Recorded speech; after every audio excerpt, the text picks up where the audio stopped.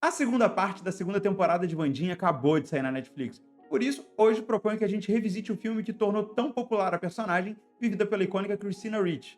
Meu nome é Pedro Lauria, sou professor de roteiro, roteirista e escritor, e esse é o Descascando Roteiros. Hoje, descascando A Família Adams, de 1991.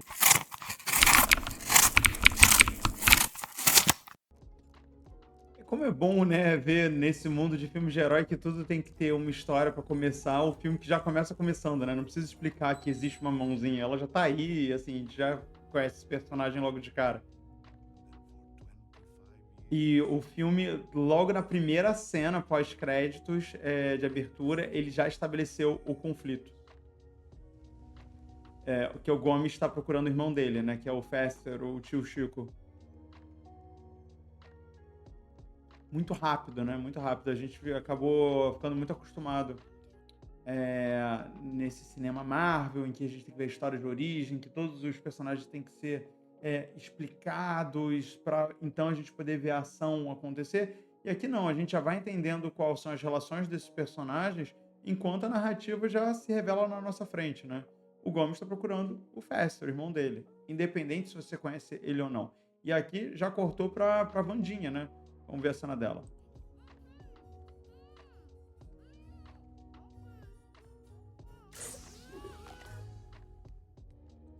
Com uma cena também já estabeleceu quem é a Wandinha, o irmão dela, já estabeleceu qual é o tipo de relação familiar que eles têm. A gente não costuma olhar para isso, em manual de roteiro, que é raramente o espectador vai cair de paraquedas e vai assistir aquele filme de forma que ele não faz a menor ideia do que está se passando. E o cinema é uma indústria. Então a gente tem que imaginar como roteirista que o espectador ele já passou por propaganda, publicidade, por preview, por trailer, por teaser. Quando ele vai entrar na sala de cinema, ele já escolhe o que ele vai ver, ele já vai olhar para o pôster, para o cartaz, ele vai se sentar, ele já vai ouvir as pessoas que estão ali na audiência junto com eles também vão estar comentando alguma coisa do filme, possivelmente. Então ele já um pouco que ele já sabe o que tá vindo pela frente dele, então não precisa ser pego na mãozinha para explicar tudo muito mastigadinho para ele, né. A gente já pode contar com esse texto extra filme, vamos dizer assim.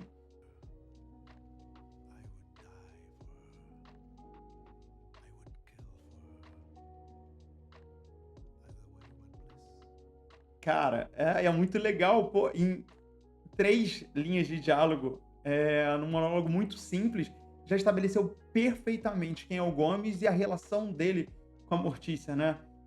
Eu mataria por ela, né, eu morreria por ela, independente de qual, né, dessas. Que felicidade. Pronto, não preciso saber mais nada, já sei quem são esses personagens, a relação deles. Pô, isso daí é um roteiro que ele é direto ao ponto, isso é muito legal. Quando a gente pensa em cinema pop, cada vez mais raro a gente poder ver isso, né. No loans. I am not a bum. Don't say it. I'll get the money. Why did I marry you? Because I said yes. Muito bom, muito bom. De novo, né, os diálogos eles são muito rápidos para poder estabelecer, né, o que os personagens estão precisando, o que eles estão ansiando. Então aqui a gente já sabe que esses personagens estão precisando de dinheiro, né, e que os Adams são os últimos clientes deles. Provavelmente são corretores imobiliários ou algo parecido com isso.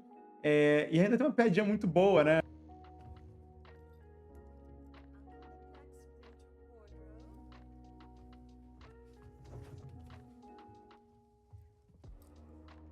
Uncle Knickknack's summer wardrobe. Uncle Knickknack. The Fester Adams of Aqui já temos uma coisa para comentar, do roteiro, que é uma fórmula que já está ficando clara, que esse roteiro está se utilizando. Que é o quê? Ele, ao mesmo tempo que ele vai avançando a narrativa, ele vai colocando somente algumas pitadas, dessa narrativa, né, desse, vamos dizer, do encadeamento lógico de ações desse filme. Então, agora citou que teria um leilão beneficente, por exemplo, mas sempre colocando isso com uma gag, né, com uma piadinha. E cenas curtas ali, de 30, 40 segundos. Já foram umas 6, 7 aqui logo no início do filme que seguiram esse mesmo ritmo. Vamos ver agora se o roteiro vai parar um pouco para começar também a desenvolver os personagens, ou se não, ele vai seguir essa fórmula de ficar fazendo pequenas gags e avançando com a narrativa até o fim, o que vai tornar o roteiro bastante cansativo, né? advertised purposes. That's inspired. Bom, já tá bem estabelecido, então, como as duas narrativas, pelo menos desse início de filme, se articulam, né? Enquanto a família Addams e o Gomes estão atrás do irmão, o irmão desapareceu, tem esse casal que tá tentando conseguir dinheiro e aí eles querem dar um golpe, né? Na família Addams. E como seria isso? Justamente criando esse fundo em tributo à memória do tio Chico. Então, a gente tem, sei lá, 9,5, 10 minutos de filme e o conflito já tá bem apresentado. Mas, de novo, agora a gente falta ver o aprofundamento dos personagens, né? Ih, o tio Chico. Oh, hi. Ah, que legal. Aí tem uma ironia que é interessante da gente conversar um pouco, que é o seguinte, lembra aquilo que eu tava falando sobre o filme, ele já vem com uma bagagem, né? Extra filme, né? Você já viu o pôster, já viu o trailer, você já conhece um pouco da história. Aqui, muito provavelmente, a maior parte da audiência já bateu o olho e já sabe que esse personagem é o tio Chico. Porém, no mundo da narrativa, pelo ponto de vista desses personagens que tá aí, pelo menos ele não sabe que esse é o tio Chico. Ele não sabe, né? Pelo ator, pela fisionomia, ele acha que é o Gordon, né? Então, nesse momento, a gente sabe mais do que os próprios personagens do filme, né?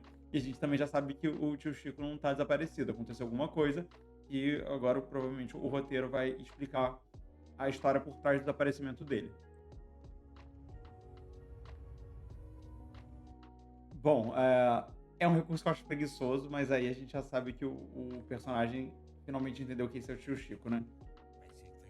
Ah, então talvez não seja o tio Chico.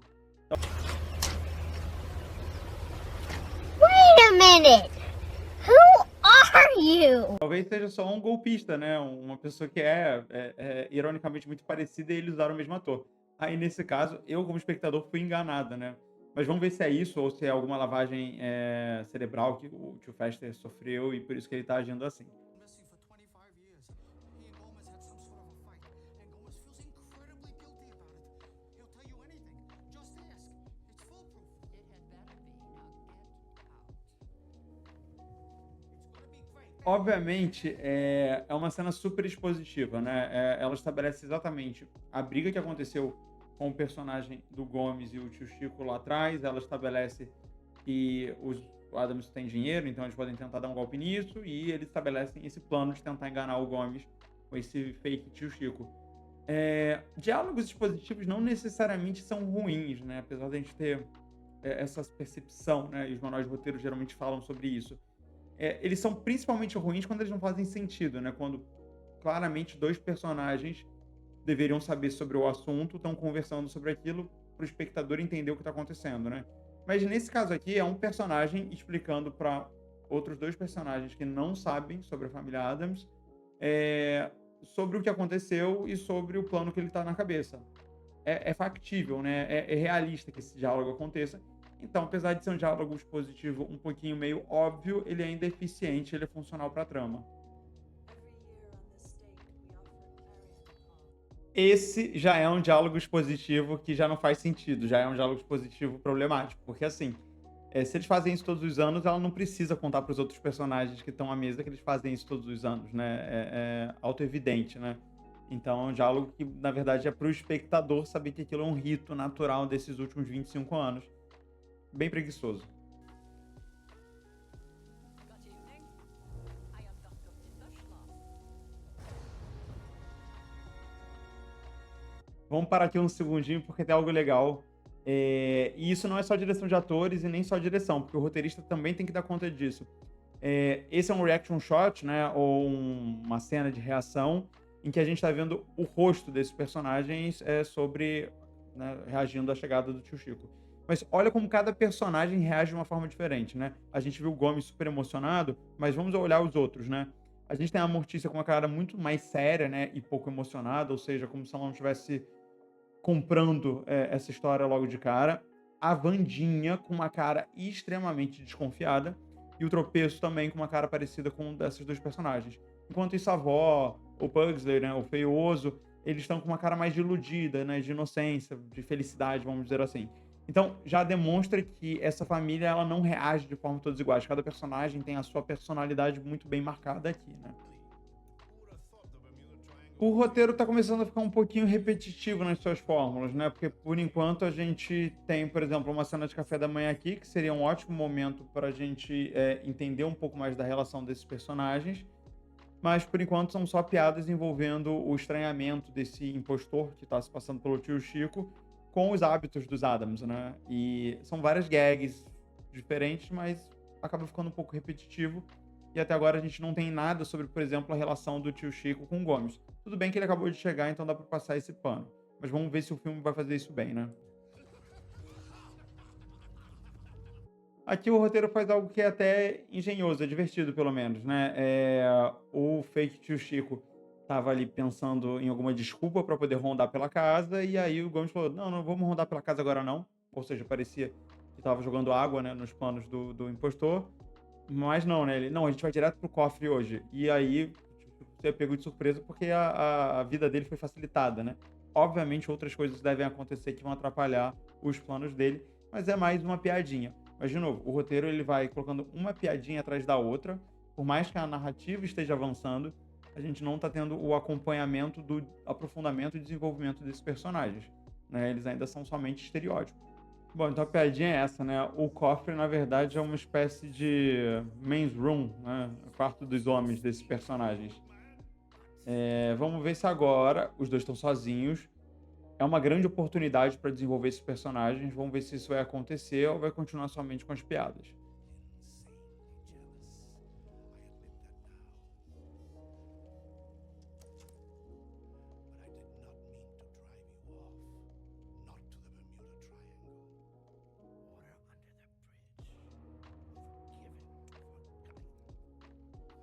Então, aparentemente, a briga dos dois foi somente por uma questão de ciúmes, né? Não teve nada além disso.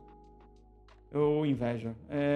Bom, não teve muito aprofundamento, a verdade é essa, né? Os personagens continuam muito superficiais. Por mais que a gente saiba a causa do que afastou eles, ela é simplesmente jogada, né? Não tem um grande drama relacionado a isso, né?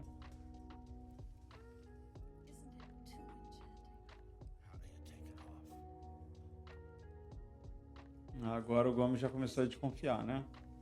Os personagens se entreolharam, todo mundo já sabe que esse tio Chico tem algo de estranho com ele, provavelmente ele é um impostor. E aí, isso não é culpa do roteirista, o diretor foi lá e colocou a câmera na cara do Gomes, né, deu um close pra deixar bem clara que ele desconfiou. Não era necessário, né, não ficou sutil, mas não é culpa do roteiro. Então, assim, a estrutura do roteiro tá muito clara, né? A gente teve o primeiro ponto de virada, que é o momento em que o tio Chico aparece, o fake tio Chico. Ele passa essa primeira metade do segundo ato interagindo com a família, e a família, aos poucos, alguns desconfiando, outros se divertindo. E aí a gente tá no ponto central do filme, e nesse ponto central, o tio Chico foi flagrado. E aí ele vai conversar com a mãe dele, e a mãe fala assim: então vamos dobrar a aposta, eu vou aconselhar essa família. Então, provavelmente vai ter uma complicação agora na segunda metade do segundo ato, em que as coisas não vão ser resolvidas de forma tão simples, né? Provavelmente o Gomes vai ser um pouco fisgado por esse personagem do tio Chico. Posso estar completamente errado, eu não vejo esse filme há décadas, mas vamos ver se a estrutura dele é como eu tô prevendo. Então, assim, tá bem claro que vai seguir pelo menos essa estrutura para a segunda metade do segundo ato, que agora todo mundo vai ser mais enganado ainda pelo impostor, né? Tudo que eles aprenderam nessa primeira metade do segundo ato com esse fake tio Chico e que levou eles a imaginarem que ele é um impostor, agora isso foi por água abaixo. E parece que tem uma inversão agora, né, desse personagem. Interessante, porque parece que minimamente ele tá gostando de estar interagindo com os Adams, e aí a mãe já tá mostrando uma certa violência com ele. Então, duas coisas que podem acontecer a partir daí. Ou ele de fato é o tio Chico e ele sofreu uma lavagem cerebral, que eu tô começando a imaginar que seja realmente isso. Ou ele vai ter uma mudança de coração e vai acontecer alguma coisa com ele, no final ele vai viajar. Eles estão falando muito de Triângulo das Bermudas, então provavelmente ele vai viajar para Triângulo das Bermudas. E é isso, né? E a vilã do filme é ela, e ele... Não, né? Ele era só um vilão que vai fazer essa virada para se tornar um bom moço. Vamos ver. Tô realmente curioso. Para. E você já sabe que momento é esse? Sim, momento do jabá. Estou aqui anunciando meu livro, O Subúrbio e o Suburbanismo Fantástico Hollywoodiano.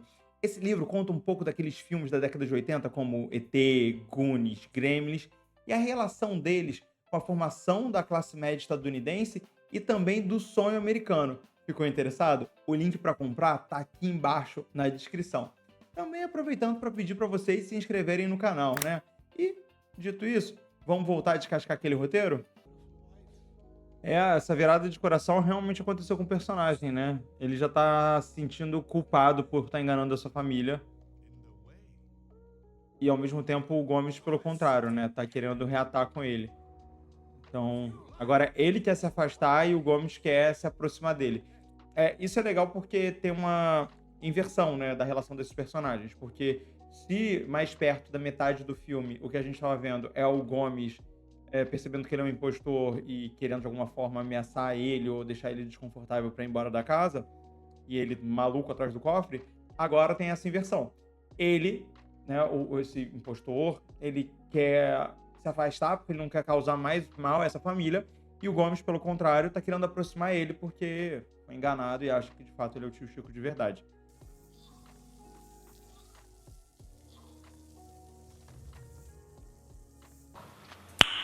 Nice.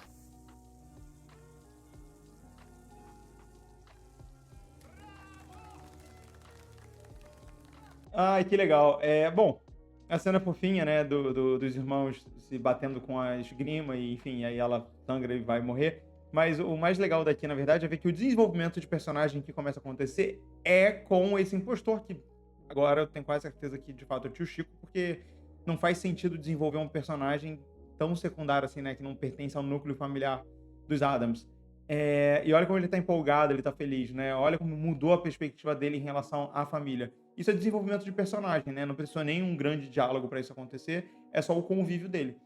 Conforme o espectador também vai gostando cada vez mais dessa família, a gente tá junto com esse personagem também tendo esse interesse em participar e enfim, fazer parte dessa família. Ah, que legal! Ótimo, ótima cena.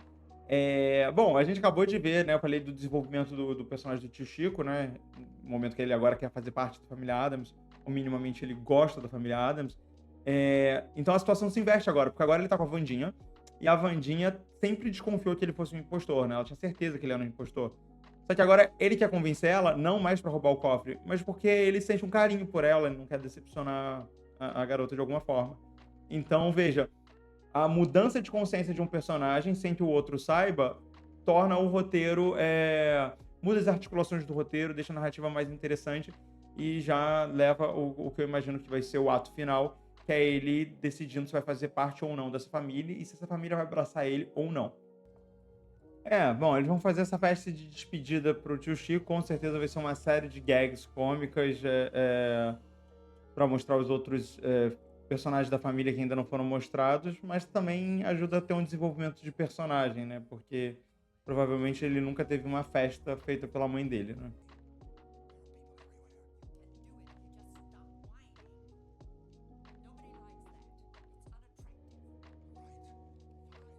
Essa é aquela cena clássica em que o personagem convenientemente entra e ouve o que está sendo discutido por outro e descobre a farsa, né? Esse tipo de cena é um tipo de cena que eu acho um pouco problemático do ponto de vista de estrutura narrativa, porque é bem conveniente e bem preguiçoso, né? A qualquer momento eu posso fazer um personagem passar por uma porta e naquele exato segundo ele ouviu o que ele precisava ouvir para a história caminhar e continuar. É diferente se isso tivesse logo no primeiro ato da história, porque aí a gente aceita como parte da narrativa que vai acontecer, né? O filme acontece porque aconteceu aquela coincidência. Porém, aqui a gente já tá quase indo pro terceiro ato do filme, e aí precisa de uma coincidência para poder avançar a narrativa, pra Wandinha descobrir que ele é um impostor de verdade, ter essa certeza. Ela não podia desconfiar de outra forma, que poderia até ajudar esse lado um pouco mais brilhante, inteligente, que eles estabelecem da personagem. Obviamente, é uma cena longa, né, do Fester jogando, brincando com o Gomes dentro dessa ideia da festa, mas é pra mostrar que ele tá completamente integrado à família, né? Ele pegar essa faca com a boca já deixa claro que ele é um Adams de verdade, né? Ele não tá mais só fingindo, ele já consegue incorporar essa loucura dos Adams e esse comportamento. I'm serious.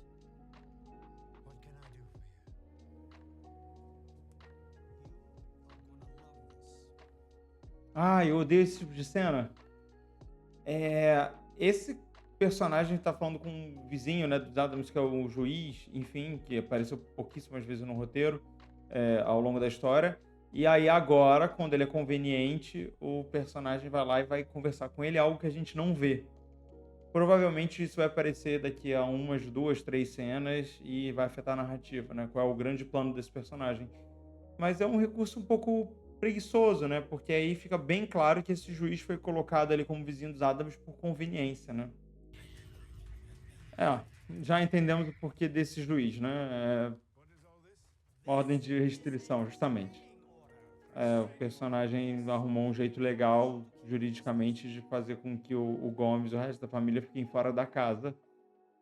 Ou seja, esse juiz foi colocado como um. Ele não é um personagem, porque ele não é desenvolvido, ele é somente um instrumento da narrativa do roteiro para fazer com que a narrativa continue.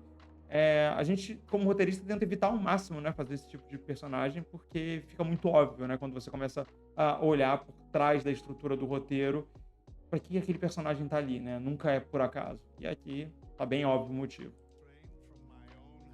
Not your house, mustache. Not anymore. It belongs to the oldest living descendant, the elder brother, Fester. Eu tive que parar tudo pra poder fazer uma pesquisa e ver se isso era um furo de roteiro mesmo. Parece que eu papei mosca, porque aquela personagem da vovó Adams, ela não é mãe do Gomes e do tio Chico. A mãe deles, inclusive, tá morta. Eu acho que aparece a lápide em algum momento e eu não percebi. E ela, na verdade, é mãe da Mortícia. Então, não sei. Você é advogado? Faz sentido esse desenho jurídico que o filme tá apresentando pra justificar que o tio Chico herdasse a casa? Comenta aí, deixa nos comentários. É, falta, acho que 10 ou 15 minutos, né? Falta 10, 15 minutos para acabar o filme, contando com os créditos. E o filme, ele abraça uma barriguinha agora, vai mostrar os Adams tentando se reposicionar após serem expulsos de casa, ao invés de simplesmente já tentar resolver a narrativa e o Gomes confrontar o tio Chico, né? Com certeza isso é pra mostrar essas duas gags, né? Da Wandinha com o tropeço e com o Feioso, né? E agora uma com a Mortícia tentando conseguir um emprego. Isso claramente é uma barriga. A gente já quer ver a resolução da trama e aí a gente para tudo pra ver algumas gags. Interessante, né? Mas tem tudo a ver com a construção dos personagens. É a Mortícia que vai resolver as coisas. A Mortícia que vai lá até a casa dos Adams para falar com o tio Chico, enquanto o Gomes, que é um personagem muito mais passivo, muito mais sentimental, tá lá sofrendo. Isso é uma sacada boa, né? Faz bastante sentido pro que foi apresentado até agora. Mas daí tudo vai para água abaixo quando a personagem mais inteligente é pega por 3 imbecis. E agora o Gomes vai ter que ir lá resgatar ela, ou o tio Chico vai ter que, enfim, ficar do bem, voltar à consciência pra salvar ela.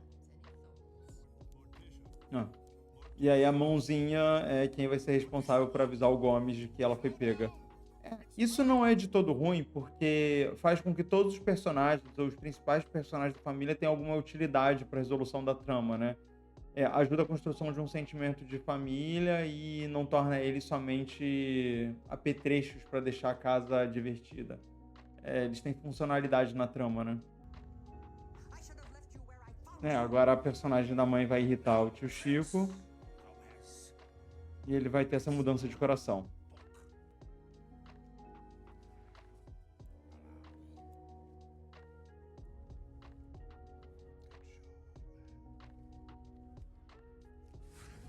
Então ele é o tio Chico de verdade, né? Tá estabelecido agora. Não só pela piscadinha, mas por ele ter um conhecimento da casa e de um dos livros da biblioteca. Agora, o que fez ele voltar às memórias e lembrar quem ele é de verdade, isso não tá bem explicado. Aí o livro é mágico, né? O nome dele é Hurricane, então ele vai sair um furacão dele provavelmente. E é assim que a trama se resolve. Rápido e apressado, tá? Na minha opinião.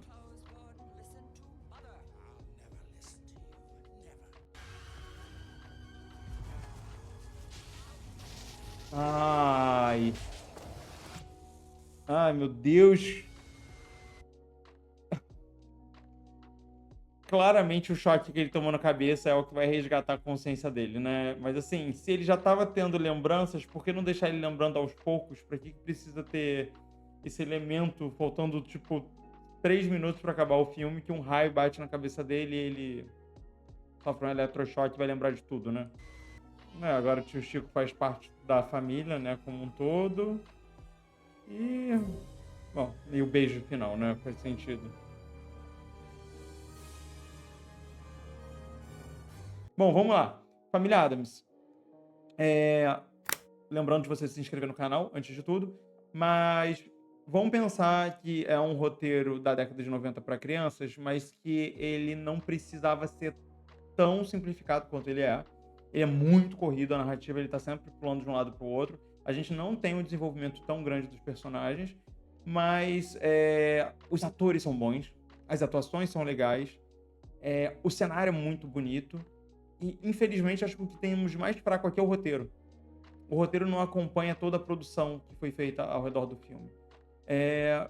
Explica porque ele é marcante até hoje e explica também porque ele é meio esquecível, porque ele não é tão legal assim de se revisitar, né? O conceito dele, a imagem dele, as caras, os rostos dos personagens são mais interessantes do que a própria história. E, bom, pra mim, ao menos tá explicado. Não sei, gostaria de ouvir o que vocês acharam. Digitem aí nos comentários. E aproveitem e digitem também qual o próximo roteiro que a gente deve descascar aqui no Descascando Roteiros.